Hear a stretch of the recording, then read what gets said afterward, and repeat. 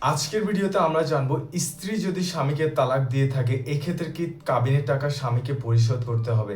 প্রথমে বলে নিই যে সাধারণত স্ত্রীরা স্বামীকে তালাক দিতে পারে না, তবুও আইনের কিছু মারপ্যাচ ব্যবহার করে স্ত্রীরাও স্বামীকে তালাক দিতে পারে।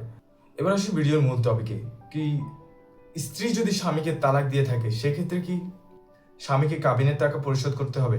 প্রথমত, স্ত্রী যদি খোলা তালাক বা মিউচুয়াল আন্ডারস্ট্যান্ডিং এর মাধ্যমে তালাক দিয়ে থাকে সেক্ষেত্রে স্ত্রী যদি স্বামীর কাছ থেকে মুক্তি চান এবং দেনমোহরের টাকা আংশিক বা সম্পূর্ণভাবে ছেড়ে দিতে চান, ছেড়ে দিতে পারেন। অর্থাৎ তিনি যদি লিখিতভাবে দেনমোহরের টাকা দাবি করবেন না বলে শর্ত দেন, তবে আপনি দায়মুক্ত হতে পারেন। মিউচুয়াল আন্ডারস্ট্যান্ডিং এর মাধ্যমে যদি আপনি তালাকটি যদি না হয়ে থাকে সেক্ষেত্রে আপনাকে অবশ্যই দেনমোহরের টাকাতে স্ত্রীকে পরিশোধ করতে হবে।